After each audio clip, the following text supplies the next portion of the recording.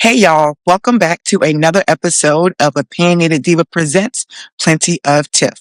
I'm your girl Tiffany, aka Opinionated Diva. We have officially survived 25 episodes of me having a microphone and absolutely no filter.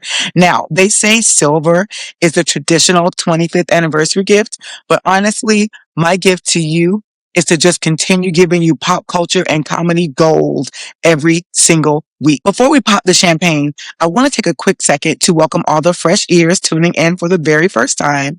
If you just stumbled across the good old Diva Den here, welcome to the party. You picked the perfect episode to ride shotgun. And trust me, you're going to want to hit that subscribe button immediately. Okay? All right. Enough of the celebratory small talk. It is now time for the first segment. So without further ado, let's get into it. And by it, I mean the Diva Drop. The 78th Primetime Emmy nominations have officially dropped, no pun intended. And honey, the Hollywood screets are talking. Now, y'all know I don't watch 98% of those shows. Your girl stay busy watching true crime. But you know I do keep my ear to the internet grounds. And let's start with the snubs, shall we? Jeremy Allen White from The Bear. This man won the Emmy the last 2 years in a row. But for this latest season, season 4, completely left off the ballot. Now, the critics and the fans are up in arms right now. And I do know they just wrapped up the actual series with season 5. And according to my source, Google, he was not nominated for his farewell season either. But his co-star, Ayo Edebiri, is nominated in Best Lead Actress in a Comedy Series. So congratulations to her. The internet is equally mad about Stranger Things and Euphoria. Apparently, Stranger Things got a handful of technical nods for its final season, but the Academy completely shut out the main cast. Meanwhile, Euphoria fans are tight because Sydney Sweeney got entirely bypassed for the drama categories this year. Like I said, I don't have a horse in this race, honey, but the court of public opinion is giving the Television Academy voters a big thumbs down. Now, as for who actually swept the board and got the most love, the emergency medical drama, The Pit, leading the pack with 25 nominations. Now, okay, this is one show that I'm actually invested in. Like, I actually watch it and wait for the next episode to come on. I don't even binge it. It's amazing. I was never into Grey's Anatomy, but I'm sure it gives me, and I can only imagine it's the reincarnation. And right behind them on the comedy side is Hacks, which pulled in 24 nominations. But let's get into what I really came here to talk about, Black creatives. Because, well, duh. I mean, look at me. But honestly, Black Hollywood is showing out across the board this year, and I am here for every single nomination of it. Let's start with our favorite comedy queen, Quinta Brunson. Not only is she nominated for lead actress in a comedy for Abbott Elementary, another show I actually watch, but she also bagged a writing nod. Abbott is also up for Outstanding Comedy Series, and Janelle James and Tyler James Williams both scored supporting nods. Jessica Williams grabbed an Outstanding Supporting Actress in a Comedy Series for Shrinking. I was today years old when I learned that was even a show. And Yahya Abdul-Mateen II landed a lead actor in a comedy nod for Wonder Man. Today and 1 second years old. I gotta do better next award season, right? Moving over to drama, Zendaya secured another lead actress nomination for Euphoria. Can't wait to see what she's gonna wear, honey. And Coleman Domingo is pulling double duty with a guest actor nod for Euphoria and a supporting actor nod for The Four Seasons. Newcomer Chase Infinity is nominated for The Testaments, and Sterling K. Brown is up for lead actor for Paradise. I will never not miss This Is Us, although my tear ducts beg to differ. But honey, the excellence does not stop in front of the camera. We have to give flowers behind the scenes as well, right? Sally Richardson Whitfield is making history with 2 nominations for Outstanding Director in a Drama Series, one for The Gilded Age and one for Task. Hanelle M. Culpepper is also up for a directing nomination in Paradise. And as if his ego wasn't on swole, honey, this isn't going to deflate anytime soon. 50 Cent and Alexandria Stapleton are nominated for Sean Combs' The Reckoning. And comedian Wanda Sykes got a writing nod for her special Legacy. Okay, since I'm late to the party on most of these shows, I need you guys to fill me in. Who do you think got robbed this year? Anyone I didn't mention? And who are you rooting for to take home Emmy Gold? Wait a minute. I almost forgot. How did I forget to talk about a category that maybe one year I'll be in? Outstanding short form comedy, drama, or variety series. Well, not Plenty of Tiff as it exists now. We aren't eligible because basically my budget is not even on public access TV level, honey. Okay. But come to think of it, the Golden Globes does have a podcast category, but even then, I'm hating outside the club and can't get in. How the hell do I get in? I digress. I was pleasantly surprised to see Subway Takes with Kareem Rama nominated. He is an independent, homegrown show using Metro cards for microphones, getting Emmy recognition. I love it. I absolutely love to see it. It is well deserved because that show is actually quite brilliant. How can I get on the show though? Like, do you know someone who knows someone who knows someone who knows his barista who knows him? If so, hook a sister up, okay? I can hop on a train, me out. Unfortunately, on the flip side of this, Hot Ones with Sean Evans got shut out of the Outstanding Variety Series. Now, here is a little award show gossip that I learned in doing my research for this week's episode. Hot Ones has been at the forefront of internet culture. I'm talking 10 years, 30 seasons, and over 4 billion views. Hollywood actually took notice, and in 2021 and 2022, the show took home daytime Emmys for the entertainment talk show host and entertainment talk show, respectively. But in 2026, the team decided they were done with the daytime circuit. Backed by a massive YouTube for your consideration push, Hot Ones officially aimed for the Primetime Emmy Awards. They submitted their episode with comedian Kate McKinnon for Outstanding Variety Series. They launched a major press campaign. They had the cultural metrics, they had the critical acclaim, and they had A-listers lined up and ready to face the wings of death, okay? I don't know. I think they deserve the nomination. The internet is king, but apparently the Television Academy isn't quite ready to trade traditional desk and late night monologues for a platter of Scoville-packed chicken wings, honey, okay? Also, shameless plug for a friend out here making boss girl moves. Check out number 5, Pickles and Scorpion by Hot and Saucy on season 30 of Hot Ones lineup. And you can have your own by visiting hotandsaucy.co. You're welcome. But rewinding it back to Subway Takes, I actually am happy for Kareem because, let's be real, my heartburn would never allow me to go on Hot Ones, even if I wanted to, honey, okay? I wouldn't survive past wing number 1. Which brings me to another quick public service announcement for any fantastic company that exists in the world right now. Tums, Pepsi, Zantac, Pepto, Nano Revive. Yep, you wrote me into, you got me twice. Don't miss out on a good thing, okay?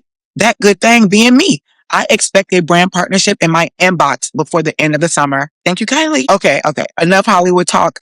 Let's move on to my favorite segment, Shine, Shade, or Side Eye. From LAX, we are taking a quick flight to Loserville, also known as San Antonio, Texas. Now, I know you think I'm talking about Wemby and his teammate of tears after losing to the NBA champions, our very own New York Knicks, but I'm not. Well, kinda. Apparently, being unsportsmanlike permeates through that entire organization. Even their play-by-play announcer plays dirty in relationships, that is. Yes, my friends, I am talking about a name you probably never heard of until 24 hours ago. His name is Jacob Toby. Jacob was fired by the Spurs after he allegedly cheated with a player's sister. So let's get into the shade of it all, shall we? Now, if you haven't seen the internet completely melting down over the last 24 hours, let me give you the quick facts. Jacob Toby, who was a rising play-by-play announcer for the Spurs, got completely exposed. And when I say exposed, I mean his phone got took by his girlfriend. So earlier this week, his longtime girlfriend, Cassamine, I actually like that name, hopped on his official Instagram account in the dead of night and dropped a bomb on me. Baby, you dropped a bomb on me. She posted a picture of him and his alleged mistress. She posted a picture of them together and wrote, "This is my girlfriend of 6 years, but I cheated on her with Lauren Waters. So feel free to continue following me if you really think I'm a good guy, because I'm not." And just to make sure the jury had all the receipts and the evidence, she swiped to the next slide and posted a photo booth picture of him and the alleged girl mistress kissing, okay? The shade. The girl he cheated with, Lauren Waters, is the actual sister of Spurs player Lindy Waters III. Lauren ain't leeching off her brother though, okay? As a wise man once said, independent queen working for her throne. I love her cause she got her own. She got her own. Lauren is an award-winning filmmaker, director, and casting director, okay? Sir, you are sleeping with a player's sister while calling his games on television. Talk about a toxic workplace environment. The Spurs front office looked at that conflict of interest and said, buddy, pack your bags. Dude was fired by Friday morning, okay? Kasserine later hopped on her own social media and confirmed that she was the one who blew up his account, and she revealed that she found out about the whole affair while she was vacationing, visiting his family. And I quote, 6 years. You can invest 6 whole years of your life, sit on the couch with his grandmother, eat pot roast with his mama, and these men will still play in your face. Girl, girl, girl. Let's have a real sister to sister kitchen table conversation right now, Kasserine, okay? Because this Jacob Toby situation proves a theory I have been knowing since my days in college, where the athletic programs were just as prolific as the major leagues. So, to all my Kasserines of the world, you have to treat these athlete-adjacent men exactly like you would treat the actual athletes. We all know the warnings about dating multi-million-dollar NBA superstars. We know they have groupies waiting at the team hotel, but these athlete-adjacent men, they are the most dangerous ones on the market. I am talking about the play-by-play guy. I'm talking about the assistant video coordinator, the team barber, the personal trainer, the guy who drives the players Uber. Hell, honey, I am talking about the water boy. Okay? These men get all the secondary benefits of that luxury lifestyle. They fly on private charters. They get VIP entry to the clubs. They sit courtside. And in Jacob's case, honey, in the booth.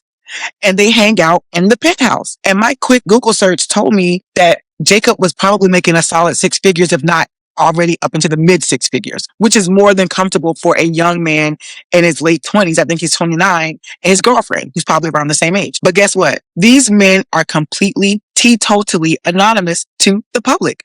Nobody is chasing them with paparazzi cameras. They can walk into a bar in downtown San Antonio, act like they own the team, cheat with whoever they want, and think they're never going to get caught because they aren't famous, or at least at a minimum, they aren't well known, right? Listen to me carefully. Kasserine and Kasserines of the world. If your man works with, around, or near a professional sports team, you are officially in a WAG adjacent relationship. Period. Point blank poop. And you need to keep your eyes on his ass exactly like you would if you were married to the franchise quarterback. You understand what I'm saying? You know what? I already hear the argument. But Tiffany, what about trust? What about building a foundation? Not all athletes cheat. Child, save all that trust for Sunday school, because Jesus is the only man we can really trust. Won't he do it? But look at where trust got our girl Kasserine. 6 years of trust got her a front row seat to heartbreak while visiting his damn family, eating pot roast with his mama. If he is athlete adjacent, his schedule is adjacent. His temptations are adjacent. And your detective skills need to be on first draft pick level. A fuckboy is a fuckboy is a fuckboy, whether he is playing on the court or sitting at the microphone. Honey, do you hear me? If I'm being honest, of course, this story is top tier content for Plenty of Tips. But as a woman, I hate how this is all playing out. They are all grown-ass adults, but young, considering, right? And running to social media to air it all out is just messy boots, girl. And Kasserine is nothing to like scoff at, right? She's a college graduate. She's a clinical research coordinator, but you're going against a former NBA announcer. You're going against an award-winning director mistress. You're going against her Spurs playing athlete brother and the NBA franchise. So just be careful, girly, and don't let them start trying to do damage control at your expense. Think smart and not just with your emotions, because this is only day 2 and it is already getting stressful, and it's going to just get more stressful. And I can say from experience, a clinical research job is typically at an academic hospital or research center, and they do not have time for drama. So I hope your job isn't at stake either, girl. All right, let me stop, because I went from feeling like Wendy Williams, honey, to her bestie and not her damn auntie. I gotta stop. But what do y'all think? Am I spitting hot facts or blowing smoke? Drop your thoughts in the comments, because you already know I got plenty more opinions on this story, but I want to hear yours, okay? Lord, honey, that made me tired. I need an iron supplement literally right now. Stat. But the show must go on. While we are on the subject of people acting a complete fool and making terrible life choices, we have to keep this segment moving, because I'm handing out a road rage side eye to an entirely different kind of madness happening back out in California, but this time in Northern Cali. You know, I never thought I would get to an age where I would say this, but what the hell is wrong with these damn kids today? If you haven't heard the news, 2 15-year-old boys in San Mateo, which is right outside of San Francisco, got busted by the police. For what, you may ask? They were caught riding around and inside one of those driverless Waymo robo-taxis, sipping on alcohol, hanging out the window, and shooting water guns at random people on the street. First, my side eye is to these boys. What happened to just being a normal teenage? What happened to finding an empty basement, an abandoned apartment, a friend's house whose parents went away for the weekend, or even the damn woods, honey? What happened to that to do something stupid? That is a classic, timeless way to be young and dumb. But no, these boys wanted to be new age stupid. You decided to turn a driverless car into a rolling nightclub / firing range. You were hanging out the window, shooting at people, and putting innocent lives in danger for a viral moment. The lack of basic common sense, honey, is exhausting, which is why I don't have any children. And if you're wondering how these geniuses got caught, oh, it gets better. They didn't even get snitched on by a bystander. The car snitched on them. Apparently, a Waymo remote operator was sitting in an office somewhere, honey, looked at the live interior camera feed and saw that these two boys were living it up like they were in a rap video. The operator saw them flashing what looked like to them a real black handgun, raising it up and down and passing it back and forth to each other. So thankfully, Waymo remotely steered the car into a shopping center parking lot, locked the doors, and a voice came over the speaker telling them that the vehicle was experiencing mechanical issues and had to be disabled. And because they're stupid, they just sat there and waited for it to start again, I guess. But what happened next was police officers swarming the car, a K9 unit swarming the car, drawn weapons. So they hauled them down to the station where they were released to their parents. And now the district attorney is looking to hit them with underage drinking and threatening behavior charges. This could have been so much worse. It really could have. But don't think I'm letting the tech companies off the hook. A major industrial-sized side eye goes straight to Waymo. Y'all are not ready. Waymo, what is going on over there in the headquarters? Kudos to the remote operator for being on their toes, but I keep seeing the headlines. If your driverless cars aren't out here running into parked vehicles, they are stopping dead in the middle of active railroad tracks, blocking emergency fire trucks, and putting city traffic at a standstill in some cases. And now you let two 15-year-olds open a speakeasy and an arcade in your backseat while the car just blissfully chauffeurs them around town. So basically, Waymo's operator had to spy on them in order to pull the car over in order to remotely park it in a parking lot. So what if there was a driver in the car? This would have never happened. Am I right? Or am I right? I think I'm right. I mean, what the hell else needs to happen before y'all realize this experiment needs to go back to the drawing board? If your grand plan for the future of transportation involves this, honey, I'll Uber everywhere. Bottom line, stop treating our public streets like a beta test. All right, it is time to pivot to a segment that is about to get real heavy, real fast. Welcome to Read the Room. Now, if you watch my show, you already know two things about me. I absolutely love mess, but I absolutely abhor racists. And this week, a certain politician from South America needs to sit down, open her ears, and capta el maldito ambiente, aka read the damn room. I am talking about Paraguayan Senator Celeste Amarilla. Over the weekend, France knocked Paraguay out of the World Cup. The winning goal was scored by French superstar Kylian Mbappé. Standard sports drama, right? Of course you get mad, you want to say something. Well, Senator Amarilla took to social media and decided to show the entire world the absolute trash living in her spirit. Let me give you her direct, disgusting quotes. She called Mbappé a colonized Cameroonian, desperately trying to pass himself off as French. She then goes on to post, "This brute hasn't even learned to write. Instead of breast milk, he sucked on coconuts. And the most cultured beings he ever heard from were chimpanzees." Well, all right. Chimpanzees? Coconuts? Unless I'm on a tropical retreat, my name, coconuts, and chimpanzee should not be in the same sentence. Senator Amarilla, who, by the way, may I just say, and not to offend anyone but her, you have some nerve with that strong ass face of yours, insinuating that anyone but you would understand the language of chimpanzees. And I'll leave it there. And I'm also a woman, so don't try that gender balance bullshit on me, lady. Now, let's look at the facts. And these are limited facts based on my limited time to do research. Because if I had to write an op-ed on this bitch, it would be much more historical and it would be peer supported, okay? But I'm on my own, Patti LaBelle style. So Paraguay actually has a deeply rooted painful history of racism and anti-Blackness that dates all the way back to the transatlantic slave trade. For generations, Afro-Paraguayans have been systematically marginalized. Their historical communities, like the Kambakua, have had to fight for decades just to be legally recognized. And the culture has consistently tried to erase Black identity from their history books. So when a sitting senator pulls out the chimpanzee card, she is pulling from a very old, very factual playbook of systemic supremacy. Mbappe, not to be played with, hopped on X and called her a despicable woman, unworthy of her office, and said her blatant racism just embarrassed her entire country on a global stage, which, well, there's no argument there. But instead of using her platform, I don't know, to do the civic duty she was elected for, Senator Amarilla started crying in Paraguayan Karen tears the moment a Black person stood up to her. She published an open letter accusing Mbappe of gender-based violence because he called her despicable. She is threatening legal action, screaming that she's the victim, while simultaneously admitting in interviews that this is just how she talks, and she has every right to say it. Miss Ma'am, you do not get to weaponize the very real fight against misogyny to protect your right to be a blatant, nasty racist. You are not a victim, Senator Amarilla. You are a bully who got punched back by the captain of the French football team. And now you don't know how to act. I love it for you. Even her own government and Congress released statements disowning her remarks. There is so much more I can really say, right? But I'll just leave it there. If your own country officially, publicly denounces your racist ideology, there really isn't much left for me to say.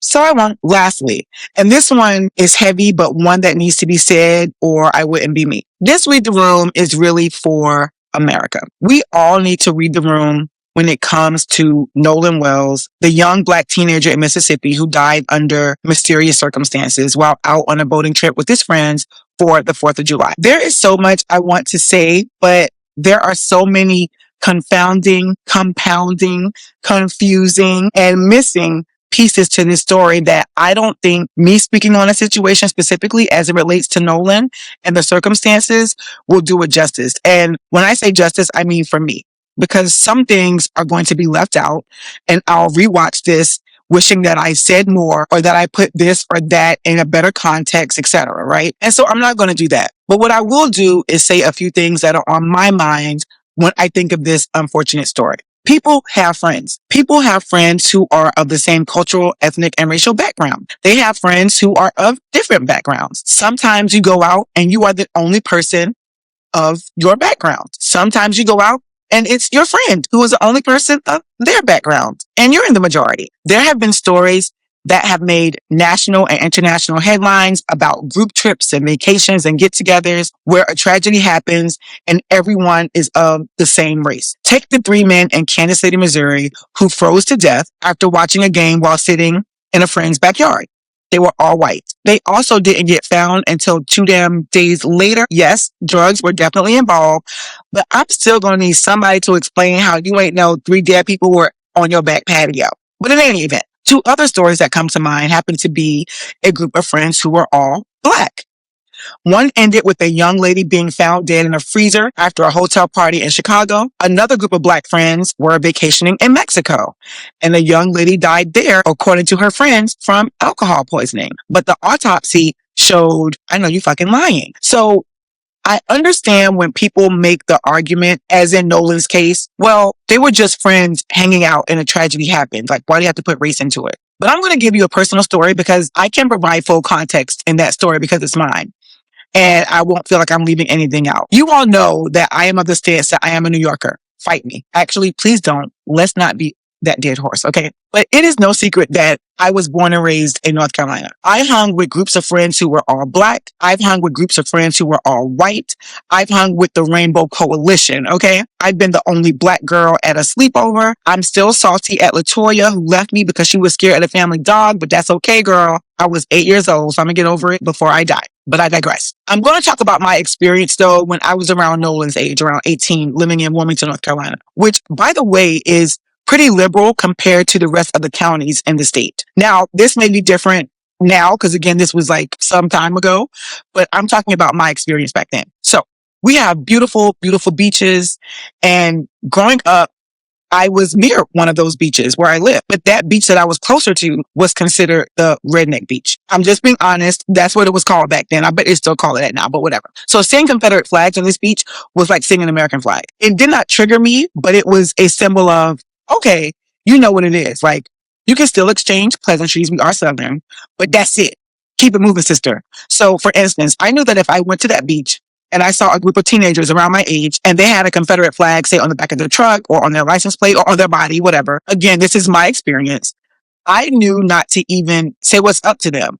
I knew not to even look their way. And remember, we're talking about teenagers like me. They could be cool as hell. They could even offer me a beer. 10 times out of 10, I've never been offered a beer. But even if I was offered, I'm sure I would have declined, right? So I just saw this clip this week. I think it was on comedian D.L. Hughley's Instagram page, where he posted a woman who was talking about her children. She was white, and how they invited a black friend to one of her family's July 4th barbecues. She explained how she taught her children to stand up for their friend if anyone said anything out of line, out of pocket, inappropriate, or downright racist. But if I go back to my own experience, if I'm the only black person with a group of my white friends, and say we're on that beach, and someone says something racist to me, what am I expecting my friends to do, who are also teenagers, by the way? Arguing with racists on my behalf, nothing good is going to come of that. And I 1000% would have told my friends to let it go and let's just remove ourselves from that situation. Now, again, that was teenage Tiffany. If you know adult Tiffany, you already know, honey, I'd be on the news in handcuffs. Okay. So while I understand what she was saying, that is not how it works in 4K. With that being said, I'm not sure what Nolan thought internally when he went on this trip. The circumstances around this story are iffy as fuck, probably criminal. I know people want to take race out of the equation and lead with the argument that this is just a tragic accident, which it is at the surface. I understand why some of you may think that, but unless you grew up in Mississippi or unless you share a lived experience, even something as similar as mine, it's very easy to come to that misguided conclusion. In addition, the information that I've been seeing come to light, such as one of the young men's mother is a judge and she released a statement. People allegedly are deleting data from the cell phone. Ben Crump has been retained as the attorney on behalf of the family. It is so much information to decipher and discern. I just want to use my little platform of my 300 or so subscribers who listen to me enough and like me enough to hear this. We are not in a post-racial America. Racism still exists. Biases still exist. Social constructs still exist. And even more so in places like Mississippi where Nolan Wells lived. And I'm not talking about Mississippi as a whole, though I absolutely could if I wanted to, but I'll just use the stereotypical, I have many friends from Mississippi, okay? But they know what I'm talking about too. If you are truly honest with yourself, there is undeniably a racial component to Nolan Wells' tragic death. It just is what it is. Basic logic tells you that you cannot compare all white friends in Kansas City, Missouri, all black friends in Chicago, and all black friends in Mexico to one black kid in Mississippi with a group of white friends. If he came back home, this episode would have been over already because we would not even know Nolan Wells existed. But that is not what happened. And we cannot try to gloss it over like it's just a tragic accident and race has nothing to do with it. Because when you do that, you are doubling down on the false premise that we are living in a post-racial America. And I'll say it one more again. We ain't. I hope that Nolan's family and friends find peace and justice, and that the friends and anyone who may have information or that were involved know something, come forward, and that your conscience makes you do so and do the right thing. And if not, honey, I'm a true crime addict, so I'll keep my Netflix account current just to catch you on the next true crime docuseries. But seriously, America, I want us to read the room and stop turning a blind eye to the truth. We can get there, but we all have to acknowledge that America is in the gutter before we can even make it to the damn sidewalk. That's all I got. And just like that, we've officially made it to the finish line. Episode 25 is in the books. We came, we saw, we conquered, and we read the room down to the absolute damn floor. Okay. As always, the conversation doesn't stop just because this microphone turns off.